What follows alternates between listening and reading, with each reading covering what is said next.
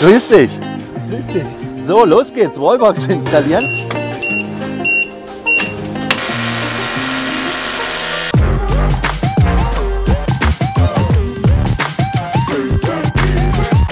In Deutschland gibt es mehr als 55.000 öffentliche Ladepunkte für Elektroautos. Besonders bequem und schonend lädt man sein Auto aber zu Hause auf. Ja, nicht an der heimischen Schuko-Steckdose, das geht auch, aber sollte wirklich nur im Notfall gemacht werden, sondern mit einer Wallbox. Solch eine Box lädt den Akku 5 bis 10 Mal schneller als eine Haushaltssteckdose auf. Also das sind einmal 11 Kilowatt, 5 Mal schneller oder 22 Kilowatt. Ja, und aktuell ist die Auswahl an Wallboxen riesengroß. Egal ob Webasto, Heidelberg, Juice Booster, Vestel, die EV-Box, ja und viele, viele mehr. Wallboxen sind sicher, ja, laden das Auto sanft auf und sparen auch noch Geld. Ja, und für mein Tesla Model 3 habe ich mir den sogenannten Laderoboter von Easy gekauft, die Easy Home. Was diese Wallbox alles kann, ein kurzes Unboxing und die komplette Montage durch einen zertifizierten Elektriker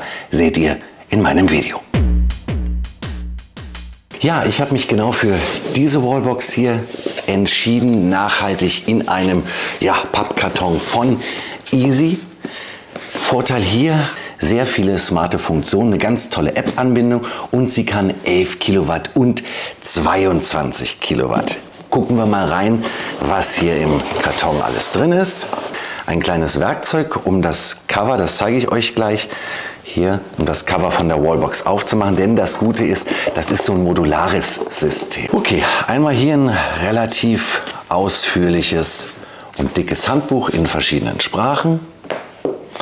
Und dann hier die Box selber. Ja, der Hersteller sagt, das sagt der Hersteller, die Box sei 69% kleiner als andere Ladelösungen. Und klein ist sie tatsächlich, und das war mir auch wichtig, die soll an die Hauswand draußen, an die Fassade ran, passt auch mit dem Weiß, ja, dass sie nicht ganz so groß ist. Und es gibt auch verschiedene Farbcover in Blau, in Rot, in Grau, könnt ihr dann beliebig austauschen. Gut, dann gucken wir uns das mal an, denn das Besondere hier ist der modulare Aufbau.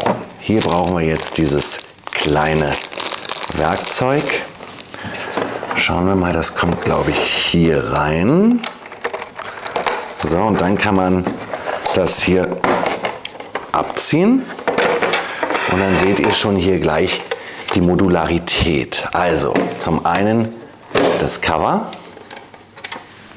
So, also hier kommt dann der Stecker mit dem Ladekabel ran. Und diese Cover, die sind austauschbar. Und dann haben wir hier das System an sich. Modular heißt, ich kann hier das Ganze, in welche Richtung geht es? Nach vorne schieben, glaube ich. Genau. So. Und habe also im Prinzip das Ganze modular. Das ist die Platte zur Montage an der Wand. Hier mit einem Installationskit. Zur Sicherheit, was Wind und Wetter angeht, gibt es dann hier drin solche Propfen und 5 Anschlusspins, die dann hier auf der Seite, jetzt muss ich mal hier ein bisschen Platz machen, hier auf der Seite in das andere Modul reinpassen. Die gesamte Elektronik ist hier fest und sicher in diesem einen Modul und das war es auch schon. Das Schöne ist, dass ihr den Stecker Typ 2 hier arretieren könnt und dann ist er immer dran. Also ich möchte zum Beispiel zu Hause nicht immer das Kabel aus dem Kofferraum und ran, sondern das bleibt immer dran und dann wird geladen. Das Ganze wird eben so an die Wand installiert, dann kommt das Modul rauf, das Frontcover und das war's. Ja, und die Easy Home kann einphasig bis dreiphasig laden, also von 1,4 bis 22 Kilowatt und auch eine ganz schöne Sache, sie hat einen integrierten RFID-Leser. Das heißt, wenn ihr euch einzelne RFID-Tags holt, könnt ihr Zugangskontrollen einrichten, also für den Bekannten oder für Freunde, die mal laden wollen. Und das wird dann auch in der App entsprechend angezeigt. Auch eine ganz, ganz tolle Sache und glaube ich relativ einzigartig, vor allen Dingen in dieser Preisklasse deutlich unter 1000 Euro, ist der Lastenausgleich. Das heißt, ihr könnt bis zu 3 Wallboxen pro Ladevorgang, also ihr könnt 3 Wallboxen installieren und die können dann parallel in Betrieb genommen werden. Auch eine Sache. Ja. Und auch noch eine wichtige Sache für mich beim Kauf war, dass sie einen integrierten Fehlerstromschutz hat. Ja. Das heißt, ihr müsst nicht, oder euer Elektriker in dem Fall, den teuren Fehlerstromschutz in den Sicherungskasten einreichen. Das reicht ein einfacher, denn hier ist schon einer drin. Ja, also ich finde dieses modulare System echt spannend und bin gespannt. Der Elektriker ist auf dem Weg, wie das Ganze dann installiert wird, wie lange das dauert und wie einfach das ist. Es gibt 2 Apps von Easy. Die eine ist für den Installateur. Da stellt er die einzelnen Parameter ein, Ladestrom, Absicherung, bei welcher Sicherung etc. Und ihr habt eine eigene App, die zeige ich euch aber nochmal dann für den täglichen Gebrauch. Ja, was habe ich noch hier? Ein Ladekabel, ganz klar.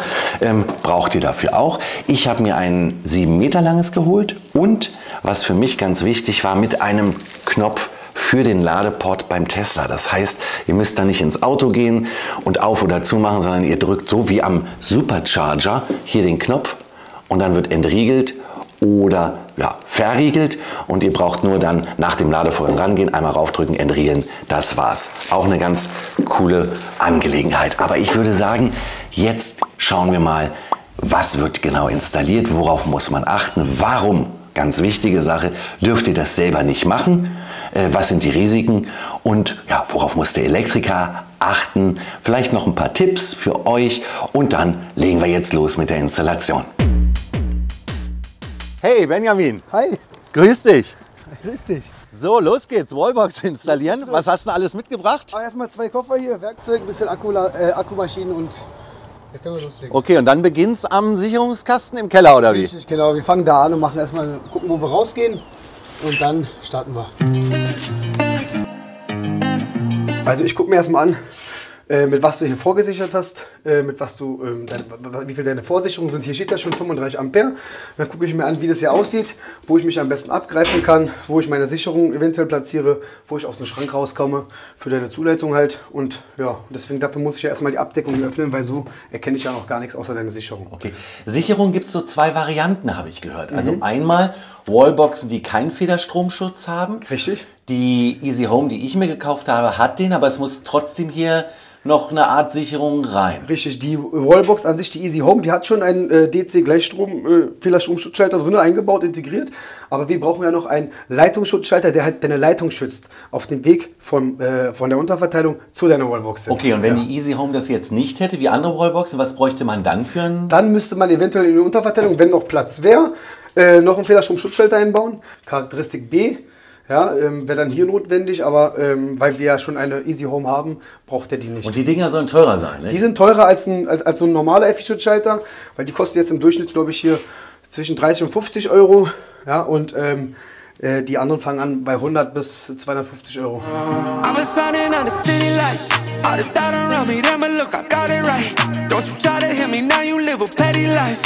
Ich suche mir eine freie Stelle, wo ich meinen Leitungsschutzschalter einbaue. Und muss halt eine Position finden, wo ich ihn hinsetze. Ich würde in dem Fall den LS hier unten einbauen. Ja, da haben wir noch ein bisschen was frei. Und ja, und dann müssen wir das Kabel halt einführen und dann bis nach unten ziehen.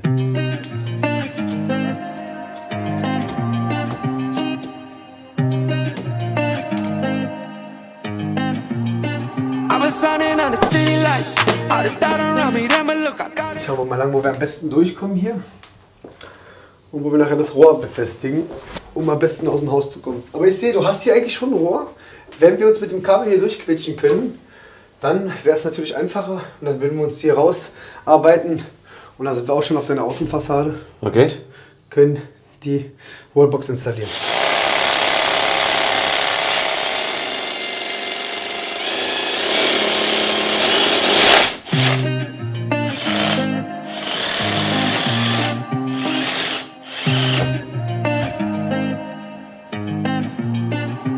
Shining on the city lights.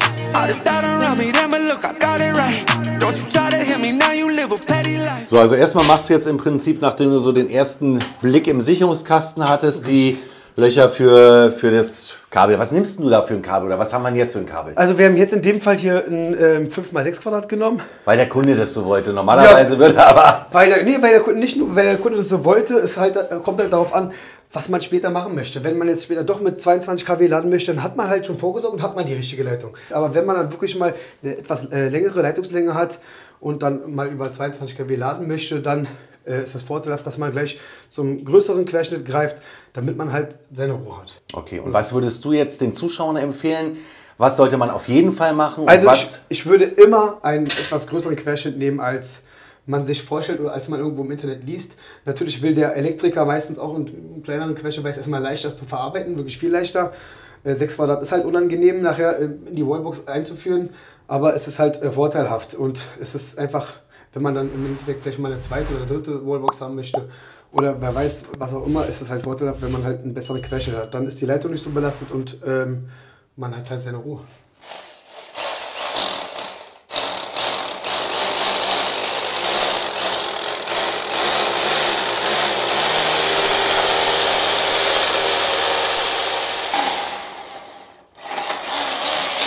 Nach rechts bohren. Nee, wunderbar rausgekommen. Dann bin ich zufrieden. Jetzt gucken wir mal, ob Kabel durch ist, ansonsten nehmen wir den nächsten Bohrer, der dicker ist. Alles klar. Supi. Und? Wird passen. Jo. Jawohl. Benjamin, Ja. warum kann ich das eigentlich nicht selber machen jetzt hier, so eine Installation? Also, man kann einiges selber machen. Also man muss kein Elektriker sein oder Elektrofachkraft sein, um eine Kabel zu verlegen. Ja? Also das kann man auch so machen. Aber es ist noch nicht mal erlaubt, nicht? Man darf es gar nicht selber machen.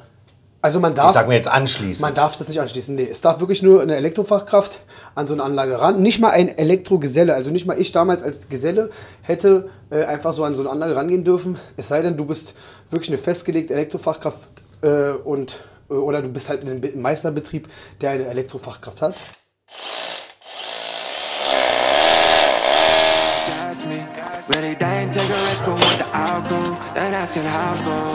Die Kabel sind jetzt im Prinzip mehr oder weniger verlegt. Richtig. Auch draußen schon. Was steht denn jetzt an? Also jetzt würde ich mich natürlich hier, würde ich die Sicherung schon mal anschließen irgendwie, damit wir Spannung drauf haben und das Kabel da einführen, aber das würde ich natürlich nicht würde ich natürlich nur im spannungsfreien Zustand machen. Also Na nicht dann. unter Spannung, damit ich mir jetzt auch irgendwie nichts antue. Dann los, das wollen wir nicht. Alles klar.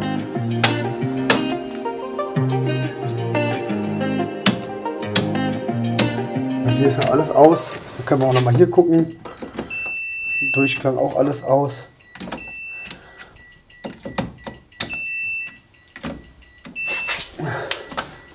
So, jetzt haben wir keine Spannung mehr nirgendwo. Und jetzt können wir entspannt arbeiten und sind auf der sicheren Seite. Also ich will jetzt die Sicherung schon mal einspeisen, dass wir schon mal Spannung drauf haben. Dafür habe ich so kleine Patchkabel vorbereitet hier. Extra für die Unterverteilung. Das ist Flexillader. Wenn du vielleicht noch mal den Unterschied sehen möchtest von starrer und flexibler, ja, kann man noch mal gucken hier.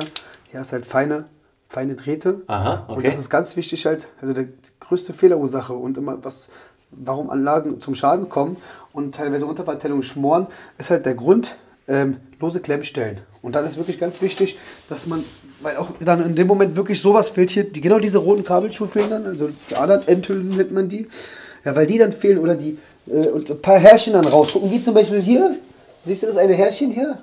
Zum Beispiel, Ja, in ja. dem Fall, wenn jetzt eine Verbindung besteht, nur mit so ein paar von diesen kleinen Härchen, dann entsteht natürlich eine enorme Hitze. Ja? Und die fangen an zu glühen und damit schmilzt dann langsam die Sicherung weg. Hatte ich auch letztes Mal einen Fall gehabt und so entstehen halt die größten Schäden nachher.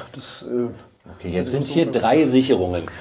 Eine Automat, eine dreipolige Sicherung, die schalten halt gleichzeitig alle drei Und Automaten ab. dreipolig heißt für mich als absoluten Laien, hast sind jetzt- das diese 3 Phasen Das sind die jetzt 3 quasi? Außenleiter, richtig. Die 3 Außenleiter, die du hast, L1, L2 und L3, die werden dann, wenn du ein Außenleiter sozusagen eine Macke hat oder auf einer läuft irgendwie ein bisschen größere Hitze, ein bisschen mehr Leistung, dann schaltet der halt allpolig ab. Das heißt, dieser Automat wird komplett abgeschaltet und alle 3 Phasen werden ausgeschaltet.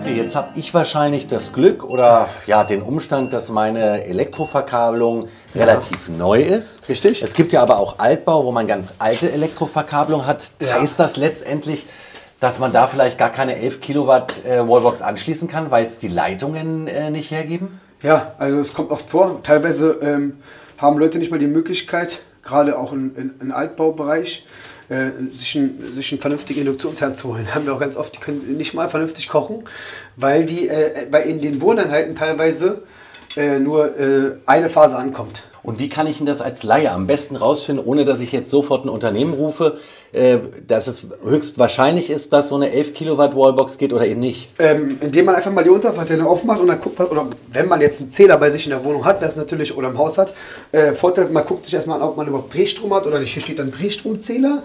Ja, dann weißt du, okay, wir haben schon mal hier Drehstrom, 400 Volt. Hat nicht jedes Haus Drehstrom? Nein, hat nicht. Also Ach so. es wird eingespeist ins Haus, ja, aber dann ist, wo hast du jetzt hier deinen Hauptanschluss? Hier hast du einen Hauptanschluss, den muss man irgendwo, ja hier zum Beispiel, hier drin. Und hier drin sind dann 3 NH-Trenner, also 3 Vorsicherungen. Und wenn du den aufmachst und du siehst, du hast einen Wechselstromzähler, ist nur eine abgesichert, die anderen liegen einfach nur tot drin. Diese 400 Volt zwischen 2 Außenleitern, ja. Das heißt sozusagen, unser Starkstrom bzw. Drehstrom ist vorhanden. Wenn ich jetzt die Sicherung einschalten würde, würde es draußen vielleicht knallen. Deswegen lassen wir es erstmal und gehen nach draußen. Nächster Schritt, natürlich die Wallbox irgendwo fixieren, da wo sie haben willst am besten, sodass auch der Mantel halt mit eingeführt ist, hier bis hier zu dem Punkt, wo man nachher die beiden Schrauben befestigt. Das ist, nennt man die Zugentlastung halt, damit man, wenn man am Kabel zieht, damit hier das nicht hier rausgeht, sondern damit die Leitung auch richtig schön fest sitzt in der Wallbox. Okay. Ja, dann fixieren wir die Wallbox am gewünschten Punkt am besten. Ja, und dann Wasserwaage. Ja, hier in dem Fall ist das halt eine schräge Wallbox. Hier ist das nicht so praktisch. So, und wenn die dann einigermaßen, vielleicht kannst du mal vom Weiten auch mal. Ja. Sieht gut aus, sagst du? Sieht gut aus. So.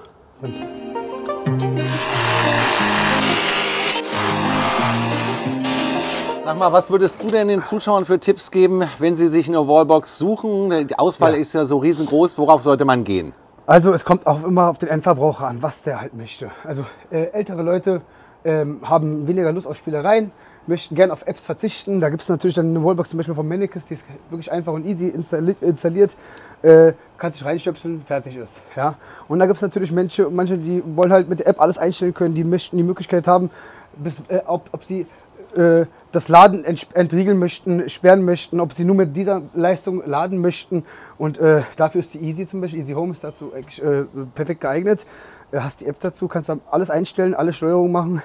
Und ja, ist halt wirklich typenbestimmt.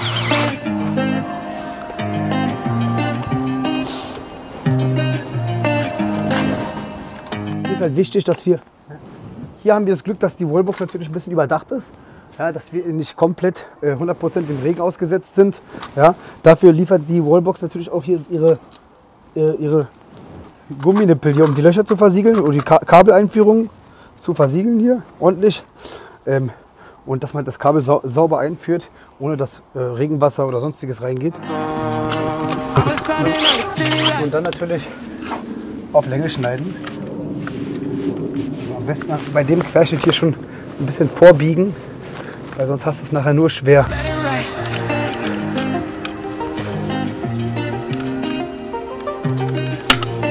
Was sind denn das jetzt für 5 Leitungen eigentlich? Also, wir haben hier als erstes den Schutzleiter. P, der grün-gelbe ist der Schutzleiter. Den kennt man eigentlich auch so von zu Hause, genau. Richtig, genau. Dann ist das blaue der neutrale? Richtig, genau. Manche nennen den Erde hier, manche nennen den Schutzleiter, manche nennen den Potential. Ja, das ist der blaue, ist natürlich der Neutralleiter. Genau. Und dann haben wir hier unsere 3 Außenleiter, L1, L2 und L3. Sind das die 3 Phasen? Das sind die 3 Phasen. Das sind die 3 Phasen. Damals hat man noch Phasen gesagt, heutzutage ist es nicht mehr richtig Phasen zu nennen, aber ob du die Phasen nennst, stromführenden, spannungsführenden oder Außenleiter. Aber Außenleiter ist das ist das, was man jetzt Das sagt. ist der Fachjargon dafür, genau. Okay. Und das haben, ja, jeder sagt das anders. Die älteren Leute, die ältere Generation sagt nur Phasen. Ja, zu denen gehöre ich ja auch. Ja. Sag mal, und das wäre dann quasi auch ähnlich beim Herd. Das ist ja auch Drehstrom. Richtig, genau. Da hast du genau dasselbe Prinzip. Da hast du auch deine 3 Außenleiter. Also wenn du halt deinen Herd mit, wenn du jetzt so einen neuen Induktionsherd hast und den dann auch mit 400 Volt betreiben willst, dann brauchst du halt auch ein 5-adriges Kabel, damit du halt deinem Herd auch 400 Volt geben willst. Okay.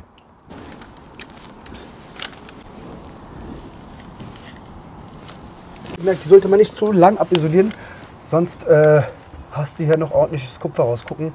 Also ist diese Länge, finde ich für mich eigentlich perfekt bei der Easy, um die alle perfekt einzusetzen. So. Hierbei ist wirklich wichtig, also was wirklich das Wichtigste ist hierbei, dass die Adern auch perfekt alle drin sitzen, wirklich. Und wenn man die nachher, also man sollte nachher wirklich kontrollieren, dass man die nicht rausziehen kann. Die müssen fest sein.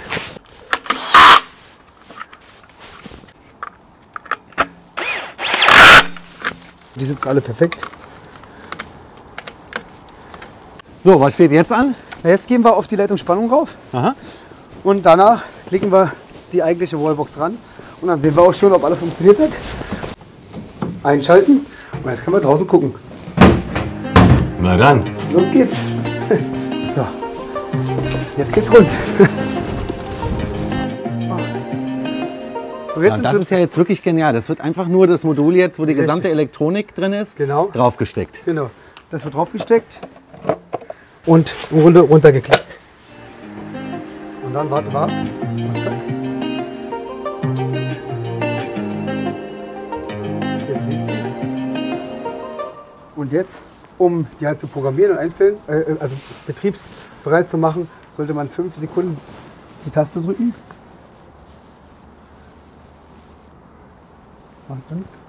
Oh doch. So, und jetzt ist sie halt im Installationsmodus, jetzt kann man loslegen. Okay, das heißt dieses gelbe Richtig. oder grüne Genau. Leuchten. Das heißt, du hast eine extra Installations-App Genau.